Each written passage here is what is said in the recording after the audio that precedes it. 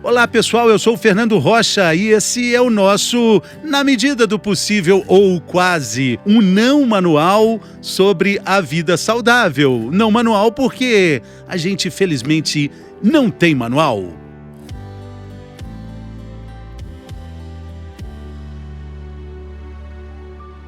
O poder da infância é o título do episódio dessa semana. A gente vai falar sobre essa matéria-prima do futuro chamada infância. Essa matéria-prima tem o poder de transformar uma sociedade, mas quais os erros que atrapalham essa transformação? Quais os erros que continuam atrapalhando essa possibilidade de transformação? Será que é mesmo possível entender os problemas da criança que a gente foi, olhando para o adulto que a gente é, ou pelo menos pretende ser? E como fazer para não repetir os erros com os filhos? A tarefa das respostas desse programa que tem perguntas difíceis fica por conta da psicóloga e psicanalista Gabriela Malziner. Tá dando a honra da presença aqui. A Gabriela é uma estudiosa do assunto, psicanalista fantástica. Estou muito feliz de ter você aqui, Gabriela. Bem-vinda. Obrigada, Fernando. É uma alegria estar aqui com você. Que ótimo. Vamos falar sobre esse tema com perguntas difíceis. A primeira delas, Gabriela, qual é o grande poder da infância? Nossa, acho que o grande poder da infância é o ineditismo, né? Talvez tenha aí uma marca muito interessante para a gente pensar sempre o infantil, que são as primeiras marcas de inscrição, né? Daquilo que vamos vir a ser. A gente vai falando, a gente entende em psicanálise que o sujeito, ele não é uma tábula rasa quando nasce, mas nem tampouco é um produto pronto, né? A gente vai se construindo e se constituindo quem a gente é. Então, a infância, ela aporta uma série de marcas inéditas, uma série de novas possibilidades, uma série de possibilidades, mais do que novas, né? Porque é aquilo que é o inusitado, o inesperado, o novo que surge lá. Então, eu acho que essa é uma potência incrível da infância. É de fato um grande poder, mas você concorda que também acaba sendo um paradoxo, porque é um período onde não existe um autocontrole, existe uma vulnerabilidade muito grande, uma dependência da percepção de alguém para tudo isso que é poderoso do ponto de vista da criança. A gente pode chamar a infância também como uma área de risco? Fernanda, eu acho que tem uma coisa que a gente precisa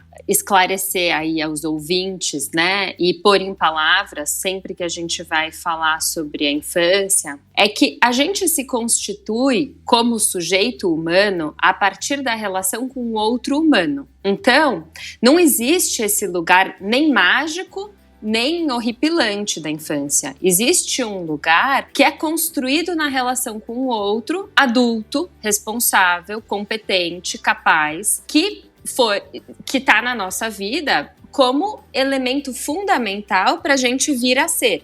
Né? Então, se você pega um bebezinho e larga ele na floresta, ele não se constitui humano. A gente sabe por uma série de estudos que um bebê, se ele não é libidinizado, se ele não é amado, se ele não é envolto de cuidados e afeto, ele não se torna humano, ele não sobrevive. Então, quando a gente está falando da infância, a gente está falando de um grau de vulnerabilidade enorme, sim, porque eu preciso de um outro capaz e suficientemente investido em mim para eu sobreviver. E eu preciso também de oportunidades, né, para que as coisas aconteçam. Eu preciso do investimento desse outro, do investimento da sociedade, de um investimento enorme para que essa criança possa se construir como tal. Agora, esse investimento é também parte dos adultos, mas parte também de uma pessoa que foi criança e que deixa ali. Existem várias teorias da psicologia, da psicanálise também, de um resgate, algumas até mais espiritualizadas, falam do resgate da criança interior, a criança que você foi, o encontro com essa criança. E aí você, quando olha por esse retrovisor, vai encontrar muita fragilidade, muitos cacos quebrados ali, inevitavelmente, né? Eu queria falar um pouco disso também, como é que a gente pode acessar tudo isso? Isso é válido? Faz sentido olhar por esse retrovisor e encontrar essa criança que a gente foi? Isso é inevitável. Assim, acho que não tem esse lugar possível do encontro com o infantil que não desperte o infantil em nós, né? A gente sabe que uma mãe, por exemplo, quando ela quando nasce um bebê, uma mãe, eu tô chamando aqui de mãe, mas pode ser qualquer um que faça a função materna, né? Qualquer um que se disponha a cuidar ativamente de um bebê, sabe que vai ter que entrar em contato com os elementos mais arcaicos da sua subjetivação humana, né? Porque é rememorado das instâncias mais primitivas de mente. Então, para uma mãe poder cuidar do seu bebê, ela vai ter que estar em contato com os elementos arcaicos de quem ela foi e de quem ela segue sendo. Assim como, né, o infantil da criança desperta o infantil no adulto que cuida. Assim como a adolescência de um filho desperta a adolescência de um pai.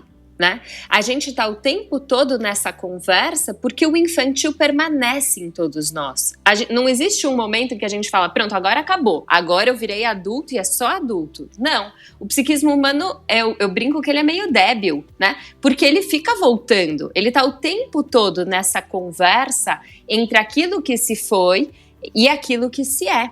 Essas camadas estão postas em cena o tempo todo. Elas são multifacetadas. Elas permitem que a gente opere aqui, adultos, né, conversando, bem como ela permite que a gente acesse camadas daquilo que é o infantil em todos nós. Então, isso não é uma escolha, isso não é uma opção.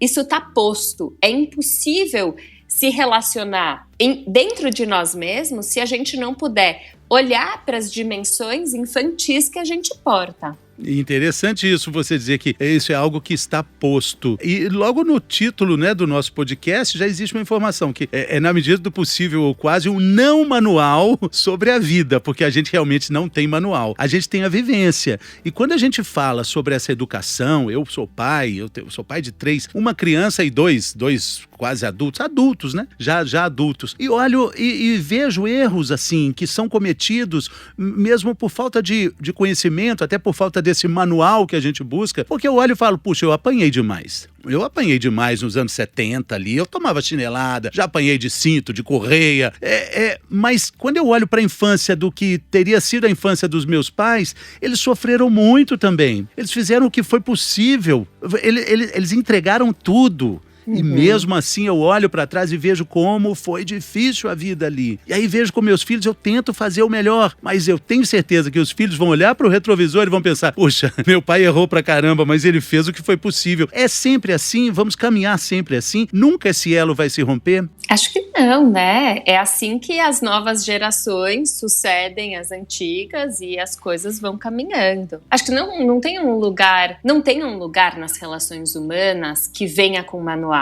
Essa é a ilusão dos tempos. Eu acho genial essa ideia do não manual, porque é disso mesmo que se trata, né? A gente vai vendo uma sociedade muito sustentada por manuais, numa fantasia de que isso vai permitir não errar. Só que isso cai em outros enganos, né? Isso produz outro tipo de engano, no qual eu escuto aqui muito na clínica jovens me falando de uma série de diagnósticos que portam, como, por exemplo, sou deprimido. Sempre digo, mas eu não sei o que é ser deprimido. Eu não sei o que é para você ser deprimido. O que você sente? Quais são os efeitos disso em você? Como você experimenta isso? Qual foi a primeira vez que você sentiu isso? Como é que isso acontece na sua intimidade, na sua vida? A gente não tem manual para a vida. Então não adianta eu ter uma série de stickers, né, ou de diagnósticos que deem um monte de nome na fantasia de que isso vai me salvar de estar no mundo. A gente não tem como salvar ninguém de estar no mundo. A gente tem como acompanhar, assim como a gente faz com os filhos que você estava dizendo. Nossa, posso acompanhá-los. Posso ver que eles vão errar em lugares similares e diferentes, mas eu não tenho como alertá-los para a vida, né? A gente tem como acompanhar e é isso que a gente faz. É fantástico, eu sempre lembro da analogia assim das tartarugas que saem da areia, né? Por isso aquela parte é tão preservada, aquela região ali do litoral da Bahia tem muito o Projeto Tamar, né? Quando elas nascem dos ovos, elas precisam atravessar a faixa de areia e eu sempre fico pensando, puxa, elas vão com tanta sofreguidão, com tanta dificuldade para chegar no mar, e ali elas são vítimas, né, de pássaros que vão tentar comer, muitos comem também, mas se elas, um dia eu perguntei perguntei uma bióloga do Tamar, por que não põe direto na água? Porque se ela não atravessar, ela não tem musculatura para nadar, aí sim ela vai ser uma presa mais fácil ainda. E a gente vive essa sociedade que é avessa à dor, avessa a qualquer transtorno de incômodo, né? E por isso talvez a gente queira tanto uma letrinha para chamar de nosso problema, um TDAH, uma letra para definir a angústia que a gente sente, né? Exato. Então, e bonito também no projeto Tamar, né, é pensar que essas mesmas tartarugas, quando forem a vez delas serem as mães e os pais, retornam para a mesma praia, né? Porque aquilo era o ambiente seguro. Ah, elas voltam para lá. Olha que bacana. Para a mesma praia, né? As tartarugas, elas retornam para o lugar de origem delas para desovar. Que legal. Acho que tem algo muito bonito nessa imagem que você traz, né? De criar corpo. A gente não tem como proteger os filhos de criarem corpo para estarem no mundo. A gente tem como acompanhá-los. Você tem como dar um lugar que foi seguro para si mesmo, na origem, e investi-los para que eles consigam fazer a travessia. Mas a travessia é deles. E eu acho essa uma dimensão muito importante atual, porque muitos pais minimizam a competência dos seus filhos e os recursos que eles têm em enfrentar esse banco de areia, né? E tentam fazer por. E o fazer por tira a competência do sujeito de fato fazer os enfrentamentos necessários para aquilo que são os riscos que estão no porvir, que não dá para antecipar. Então, os pais vão tentando garantir um lugar muito macio e seguro que torna essas crianças muito frágeis e deprimidas, né? Porque em última instância não conseguem sequer acreditar na própria competência, de que tem o recurso necessário para enfrentar os predadores que estão aí no universo. A sua própria musculatura, suas próprias pernas, suas nadadeiras, né? Agora, com relação às teorias, tem histórias muito interessantes, né? Pessoas que estudaram a fundo, né? Sobre esse período tão fantástico que é a infância. Como é que as crianças, elas brincando, elas mostram as ansiedades, as fantasias? Como é que isso se procede? Qual que é o ponto de atenção que pais poderiam ter sobre esse momento que parece fortuito, parece uma coisa jogada na rotina de sempre, mas ali está tendo um ponto de transformação? Brincar é a preciosidade da infância, né? Brincar é aquele elemento que a gente olha e nota todas as competências e todos os recursos imaginativos, imaginários, simbólicos, né? Que a criança precisa ter ou precisa adquirir ao longo dos anos da infância para enfrentar as mazelas de ser humano, né? Então, toda a possibilidade de circunscrever o mundo num mundo simbólico, num mundo de símbolos, num mundo criativo, naquilo que é a decodificação das vivências emocionais, se dá e operam no brincar. O faz de conta é elemento precioso nesse sentido, porque ele permite à criança elaborar as vivências, elaborar esse lugar onde ela não se sabe capenga, né? Uma criança tem que se supor competente onde ela ainda não é, para ela poder estar no mundo, né? Me lembro da fala da minha filha, uma vez ela falou assim para mim: sabe, mãe, eu tava me perguntando por que é que você me pôs na aula de balé? Aí eu falei: ué, para você aprender. Aí ela falou: mas eu já sou uma bailarina. Então, veja, ela precisa supor uma competência onde ela não tem, para ela poder até mesmo enfrentar esse não saber da vida e simbolizar aquilo que são as experiências de marca e vividas no corpo dela. O faz de conta, o brincar, ele é elemento fundamental para tudo isso. Então, quando a gente permite que uma criança brinque livremente, a gente não está dando tempo para o nada. Muito pelo contrário, a gente está dando tempo para o tudo, né? A gente está permitindo que ela não esteja intoxicada de informação, intoxicada de tela, intoxicada de demandas. A gente permite que ela tenha tempo elaborativo, tempo de estar com ela mesma. Coisa que depois a gente vai se queixar na vida adulta, muitas vezes, nossa, tô encharcado, não consigo ficar comigo mesmo, tô angustiado, quando paro para ficar comigo mesmo, não dou conta dos próprios pensamentos, né? Isso tudo são recursos que a gente vai trazendo da infância, né? Da competência de estar sozinho consigo mesmo, na companhia de um outro, né? Isso tudo é elemento que vai sendo construído nessas competências. Interessantíssimo. Você me lembrou, a Nicole, minha filha de 7 anos, outro dia ela falou assim, olha, eu tenho que te confessar uma coisa, eu tenho 3 superpoderes. 3 superpoderes. O poder de ficar do gelo, eu tenho o poder do gelo, o poder da velocidade e o poder do som, alguma coisa assim. Que legal que ela tem esses poderes, né? A vida longa aos poderes, né? Mas vida longa, exato.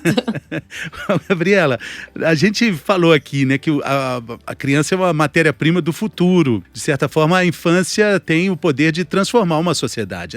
A criança pode transformar um adulto. Transformar com essa percepção dela, com essa vivência de mundo. Mas o que o adulto precisa para entender esse poder da infância? O que nós, adultos, precisamos para entender, não só no lugar de pai, mas para entender o poder dessa transformação? Escutar. Sabe, eu me lembrei, enquanto você fazia a pergunta, eu me lembrei de uma cena aqui da minha clínica. Uma vez eu estava jogando um jogo com uma menina que na época devia ter seus 8, 9 anos. E a gente estava jogando aquele jogo da vida. E o jogo da vida é um jogo que, bom, tem lá os carrinhos, a gente tem os bonequinhos e vai caminhando, é um jogo de tabuleiro, né? O qual gira lá a roleta e cai o número de casas que você vai ter que caminhar. E ela caiu numa casa que dizia assim: o seu barco bateu num iceberg, receba 200 mil por vender o gelo. E ela falou assim pra mim, eu não entendi. E aí lemos de novo o quadradinho. Ela falou, não é que eu não entendi o que tá escrito. Eu não entendi como é que eu vou receber dinheiro se eu ferir a natureza. E aí eu pensei, nossa, esse jogo tá demodé, né? É uma versão passada, é pra geração anterior, em que a gente achava que bater no iceberg poderia me dar a oportunidade de vender gelo. Se a gente puder ouvir, a gente vai ver que eles portam muito saber sobre o mundo e um saber que a gente não tem mesmo, né? Que a gente vai olhar também pela primeira vez de novo. Essa é a oportunidade, né? A gente começou dizendo desse lugar que a infância porta o novo. E é verdade que se a gente puder escutar as crianças, a gente também vai se surpreender com o olhar que elas têm sobre o mundo. E sempre. Agora, para a gente caminhar aqui para o fim, infelizmente o nosso episódio está chegando aqui na reta final, mas tem uma pergunta muito importante. A gente convive na nossa vida com pessoas que invariavelmente reclamam de uma infância muito sofrida, de traumas, de violências emocionais, sexuais, violências de toda forma e que vão caminhando junto com a jornada dessas pessoas.